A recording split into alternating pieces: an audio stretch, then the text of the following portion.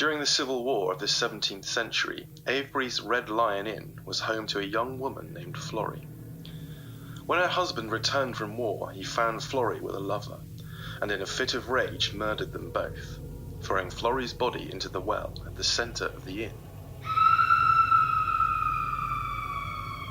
Ever since that fateful day, her ghost is said to haunt the Red Lion, and if you listen carefully in the dead of night, you can still hear her sobbing.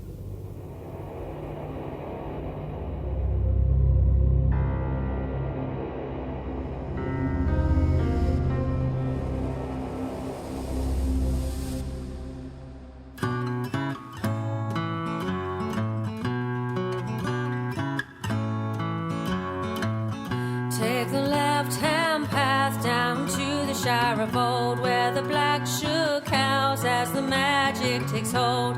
Weave the spell into the land as you cast a circle round. Call upon the six sin and lay your curses down. Hello, thank you for joining me. I'm Tamsin Wheatley and you're listening to Folklore. If you're hearing me for the first time, I'd really recommend going back to the start and listening to our previous episodes for some context. Since I began this journey, I've come to suspect that there may be more going on here than I previously thought. Several peculiar occurrences have cropped up throughout my own investigations, and the deeper into it I've delved, the more convinced I become that there is something here that needs to be uncovered. Furthermore, this all seems to be having an impact on my mental health. I've been struggling to sleep, and the little sleep I do get is filled with sinister nightmares. What's more, I've seen a figure lurking in my garden several times now. Up until this point, I've been presenting these events as they happen to me, coming in occasionally to fill you in or provide context. But at the point of editing this episode, there have been some developments. I'll get to those in a bit, but for now, Neil's research this week took him back to Avebury, where he was looking into the story of Florrie, the ghost who reportedly haunts the Red Lion Inn. Henry Neil, the date is May the 19th. It's approximately 9:42 in the AM. I'm sitting here with Paul and Sandra Bowen, the landlord and landlady of the Red Lion Inn in Avebury. They've agreed to talk with me about their ghost. Paul, Sandra, thank you for doing this. Not a problem, mate. We don't mind, do we, Sandy? My husband is more keen on this than I am, Mr. Neil. I want to make that clear. I'm sorry, but have you seen her?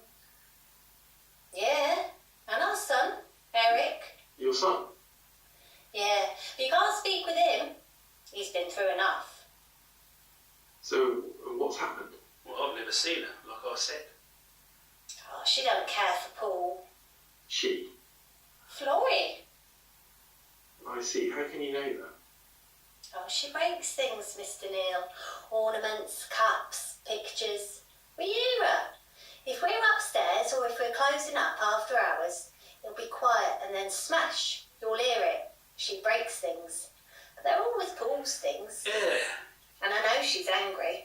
If it's a photograph, it'll be a photograph of Paul. That's why he'll be. And we find him broken the next day. Why would she be angry? It's because of that bloody book. The book? Yeah, it's a book, like a notebook. I found it in the attic a couple of years back.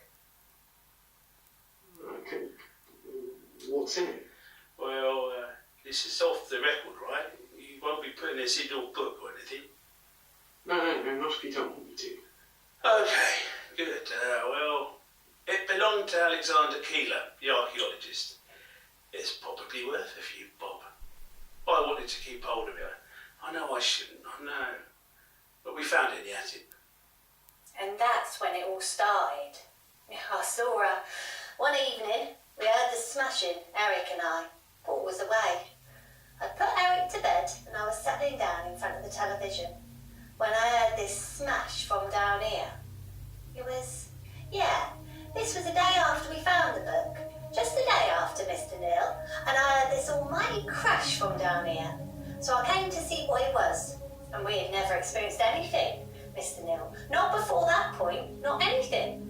And I came down here thinking that perhaps the shelf with the glasses on it had fallen down or something, but... What did you see? My wife, you need to understand, Mr. Neil. She says it's very Seriously. You've never seen her, Paul. My husband doesn't understand. Because he sees this as only a way to make profit. He isn't wrong when he says the customers like it, of course they do. But if they saw her like I saw her. Can you tell me what you saw?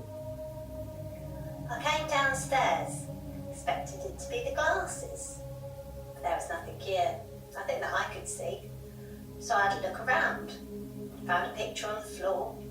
The frame was shattered.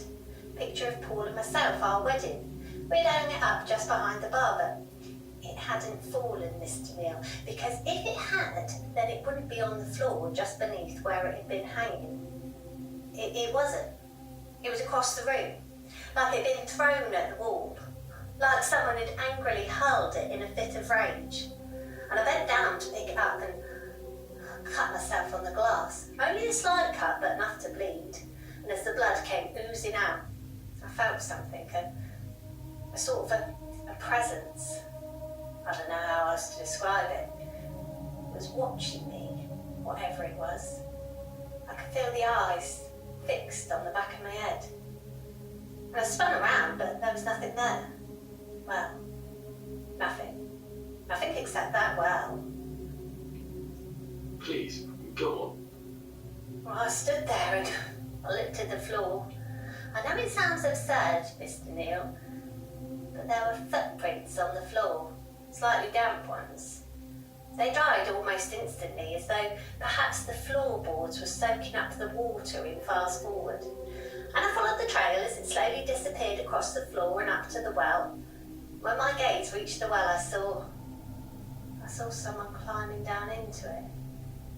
Something, perhaps. Just like the top of the head, maybe, in a hand. Oh, I remember the hand. It was rotted, the skin peeling. It moved like it was bent all out of shape. All wrong. The arm was greying and the fingernails dirty and cracked. It sort of moved in a fluid motion, up and over and then down and disappearing into the well. What did you do? I stood there, not moving. I don't know how long for, but eventually curiosity got the better of me, and I stepped forward to peer in. And what did you see? I won't ever be able to forget that face, Mr. Neal. The fact that my poor Eric had to... When he saw it, it's etched into my mind, burned into my corneas. Whenever I close my eyes, there she is. The woman in the well. Yeah, she's my nightmare. I'm sorry. You'll have to excuse me. Of course. Yeah, it's been difficult for her. You understand? Yes. Do you believe her? I don't know. I want to. Can you tell me about the book? We can have a look if you want. I'll go get it.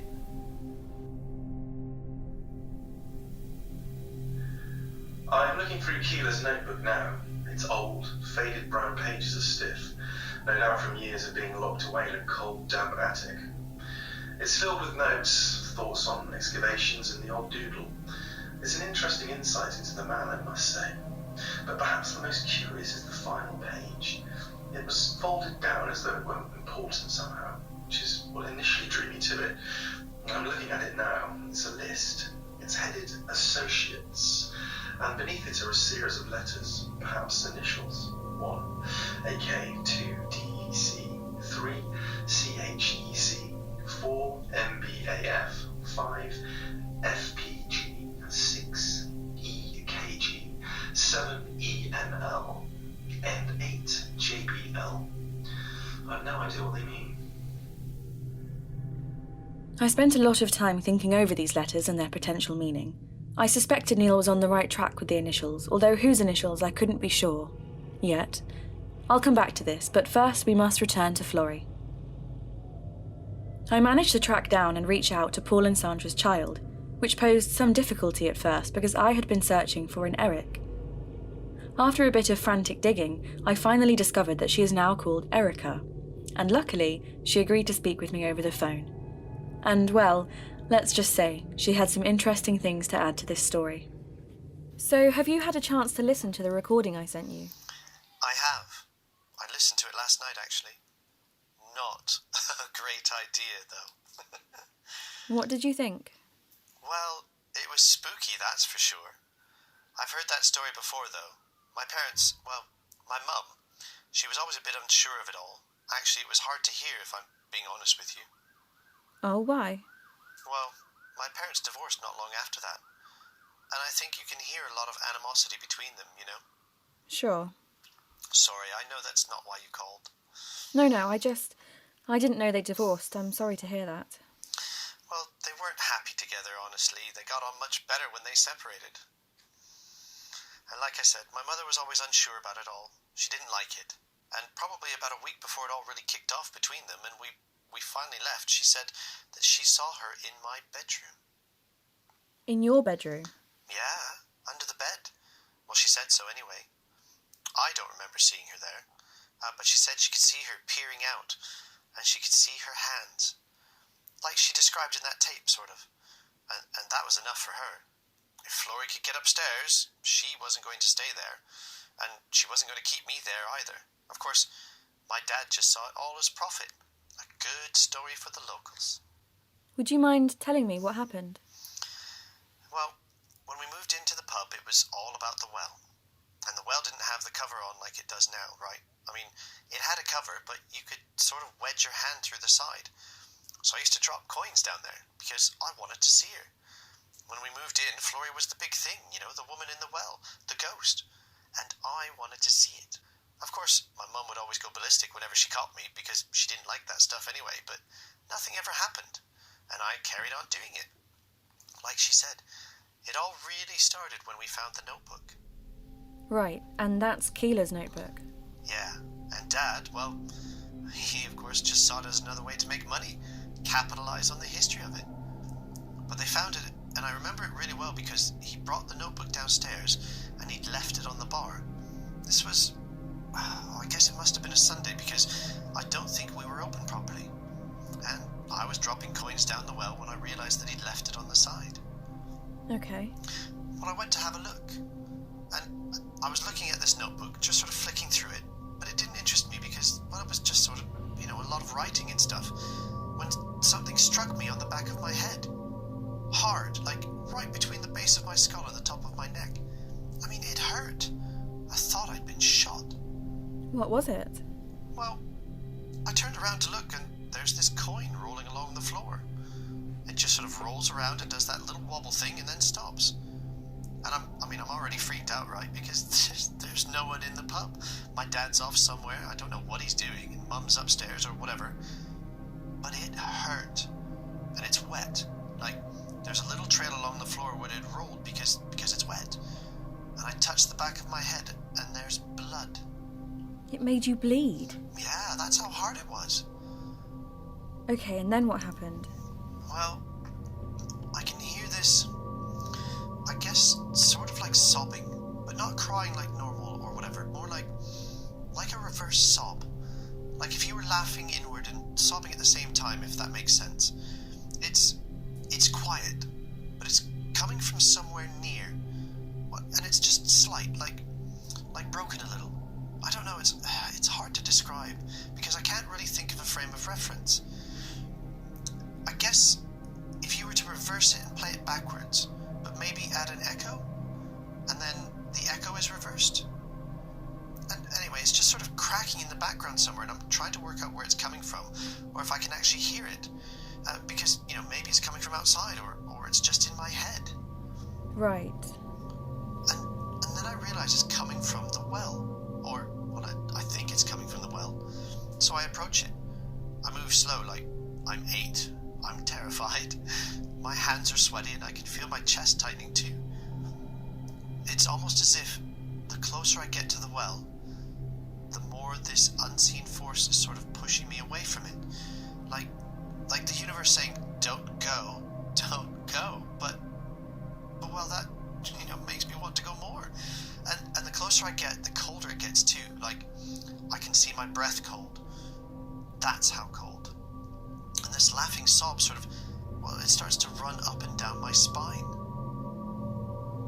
Can you explain what you mean by that? Well, yeah, the sound is physical. It's in the air.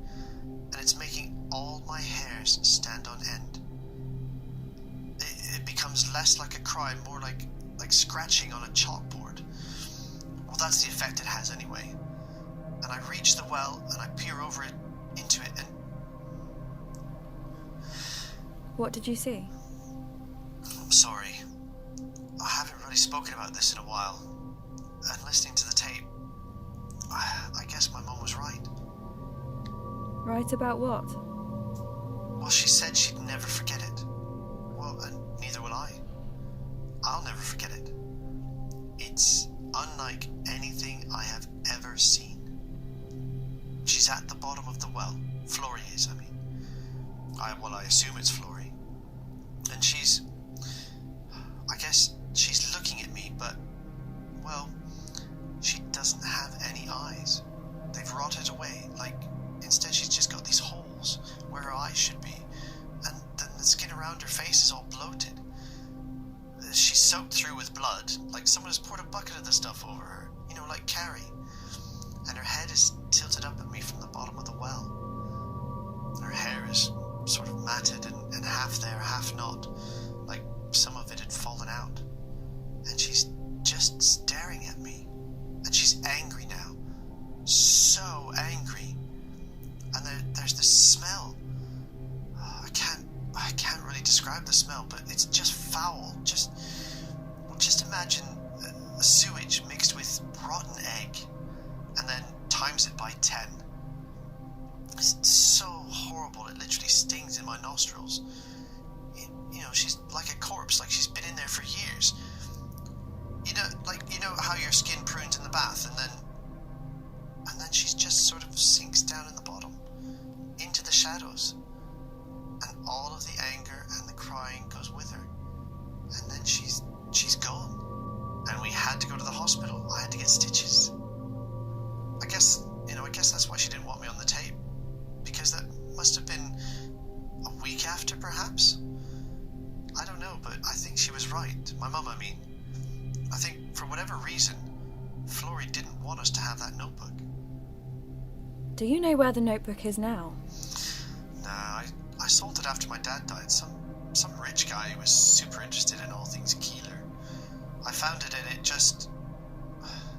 memories, Of course. Do you remember who you sold it to? Yeah, hold on. I've got the thing just in front of me. Edward Michael Lewis. Yeah, I remember. From the Lewis estate. They own a bunch of land around the area. Now, if you're an avid listener, you may very well recognise that name, but I'll admit it took me a moment to connect the dots. I've come into contact with the Lewis estate once before, way back when I was looking into the Black Shuck. They owned the road on which sightings of the fabled hellhound were reported, the same road that housed one of the mysterious missing Guardian Stones. I was unable to get in touch with them then, but now that they've reappeared, I felt it was worth giving it another go. Finding contact information for them at all proved difficult, and my emails remained ignored. Eventually, I was able to track down a phone number by contacting a local parish council member, who directed me to a road maintenance company, who told me how to get in touch with someone who had booked them for a job for the Lewis estate. If I'm being honest, the difficulties of even getting in contact with these people further spurred my curiosity, and to say I was frustrated when I called the number and was met only with a voicemail would be an understatement. Still, I left a message and hoped for the best, and in the meantime, I returned to Neil's tape. This is Henry Neal, and it's the 23rd of May, 10:30 in the AM. I'm sitting here with Dr. Hardy, who has kindly agreed to talk to me again to shed some light on Flory and these notes from Keeler. Dr. Hardy, thank you. It's It's not a problem. It's a bit warmer in here than when we last met. Yes, quite. Intriguing notes, these. Without the original documents, it's difficult to make a prediction one way or the other, but I would guess they're initials. That's what I thought too, but whose? Well, that's where it would be handy to see the original documentation. Yes, of course. Now, I would guess AK would be Alexander Keeler, although it would be peculiar to put yourself on a list of associates. But if it's AK is Keeler, then perhaps DEC could be Doris Tamsin Chapman, Keeler's third wife. Most likely, though, they would be people Keeler admired or maybe worked with. We could speculate, perhaps, maybe, let's see, let's take CHEC, for example. We could perhaps assume that would be Chubb. That's Cecil Chubb, the last private owner of Stonehenge before he donated it to the government in 1918, I believe. Anyway, Cecil Herbert Edward Chubb, CHEC. It wouldn't be much of a stretch. I mean, after all, they shared similar interests, and it was the year of Chubb's death that Keeler began his work on Avebury. Now, from that deduction, we might be inclined to suggest number 4, MBAF, would be Mary Bella Anna Finch, Chubb's wife, who, interestingly, inherited Fishton House, the mental asylum, from her uncle, and Chubb became chairman there in sometime in the early 20s. Anyway, this is all pure speculation. It could be way off base. I mean, it could be sexual exploits. There could be flavours of marmalade. But if they were who you suspect, what do you think it would mean? Well, you want me to say occult practices, don't you? Yes. That would make a good discovery for your book, no doubt. It would be interesting. If I'm being totally honest, I don't think it would mean an awful lot.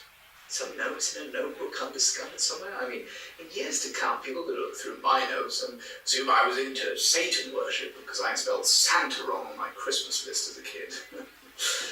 That's true. Keeler's interest in the occult is one of those things that just sort of follows him around. It casts a shadow on everything else he's done. But it's just, disappointingly perhaps, but it's just that. It's an interest. Well, what about Florrie, the ghost of the Red Lion Inn? Did Keeler have any connection to that? Well,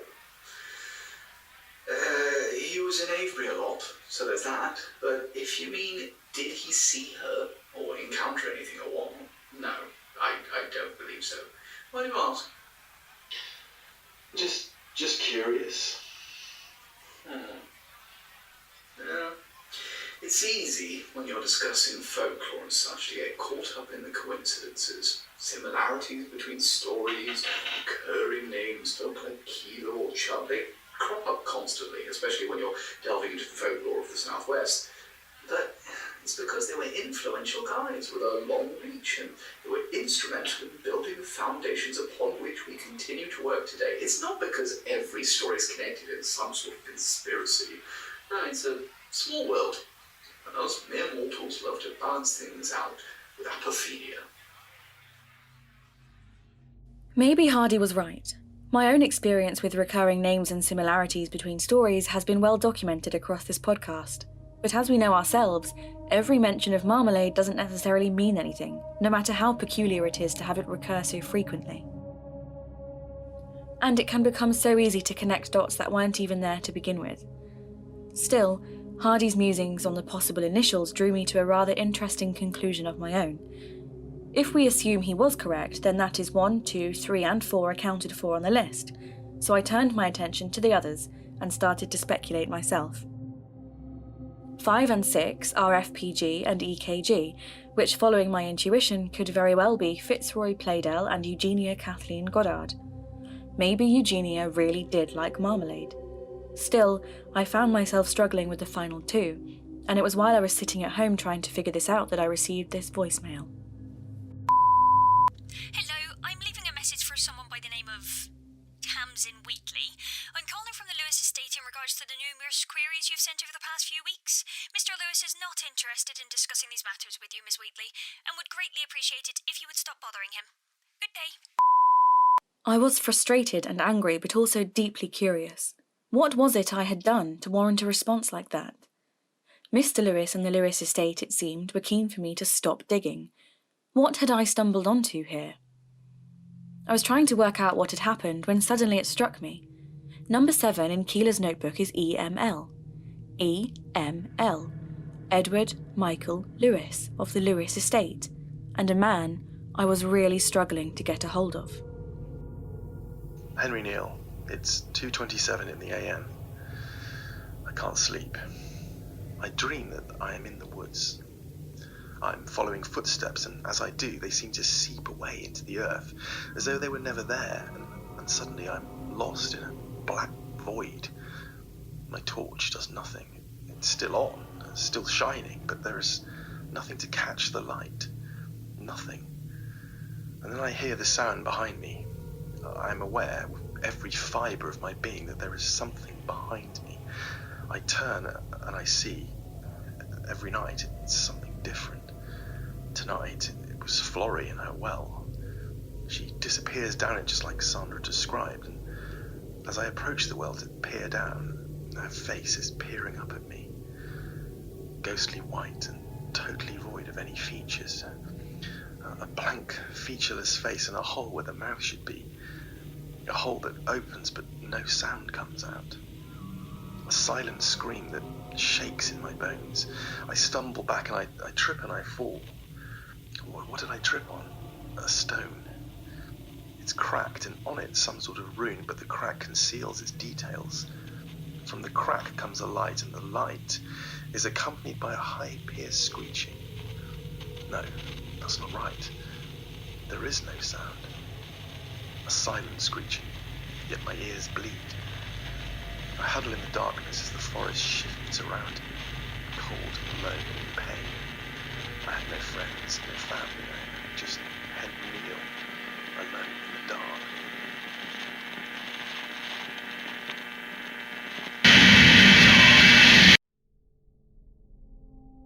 I could relate. Neil felt like I did, and while it was upsetting to hear my old professor in such a vulnerable and lost state, it wasn't a surprise, especially considering how he sounded in Sally in the Wood. My dear old Neil wasn't alone in the dark anymore. I was right there with him. I posed my questions to the listeners of my radio show that evening, including my experiences with the Lewis estate, and then went to bed that night feeling restless, as though there was something I'd forgotten. The following morning I awoke to several missed calls from Maxine, my station manager. I got up, got dressed, and called her back. Normally, of course, I wouldn't bother recording these phone calls, but, well, you'll see. Sorry, can you say that again? We're cancelling the show, Tamsin. Effective immediately. I'm really sorry. As you can imagine, I was devastated. The folk music hour had been something I'd really enjoyed doing, and I'd put a lot of time and effort into building it up and turning it into what it was. I had a good listener base, and I certainly wasn't aware of any issues. The station I worked for had been under new management, and it's true they'd been shaking things up, but this just felt cruel. I drove to the station to try and reason with Maxine, but it was no use. The show was over. Upset and frustrated, I went for a walk along the ridgeway to try and collect my thoughts. When I got home, I found my front door wide open. As if losing my job wasn't bad enough, I now found that I had been robbed. My laptop and television were gone, and the house was a state. Luckily, I tend to keep everything podcast related in my car, so I still had access to the tapes and my equipment. I spoke with the police. It seemed unlikely that the perpetrators would be found, and frankly I felt violated. Someone had entered my home and stolen from me. I'll tell you now, I spent the next few days wallowing in self-pity, feeling miserable and sorry for myself. I was considering giving up entirely, but then I discovered something that gave me a newfound sense of determination. While I was miserably looking through the radio station's website one afternoon, I noticed a new logo had appeared on the list of sponsors. A logo I recognised, and had seen a few times around the station. the logo of the new management. I never thought much of it. As a community radio station, there were always new sponsors appearing and disappearing. Except I had seen this logo in another place, on more than one occasion. The logo read ELM, Edward Michael Lewis, the man who bought Keeler's notebook, the man who owned the road one of the missing Guardian stones was on, and the man who, it would seem, really doesn't want me investigating.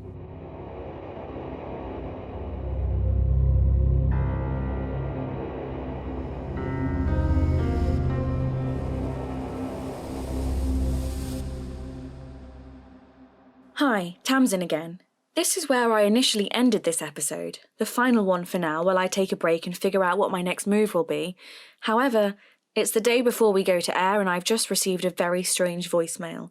I'll play it for you now. Tamsin Weekly, stop following the tapes. Do not pull on this thread. You don't want to know what is at the end of it. Now I can't explain why, but there is something very familiar about this, and it's deeply unsettled me. I'm not going to stop. I will be continuing, and I've already begun planning, but I felt like I needed to include this here just so you all know exactly what I'm dealing with at the moment. If anything, this has just further spurred me on. I will be back, and I will get to the bottom of this.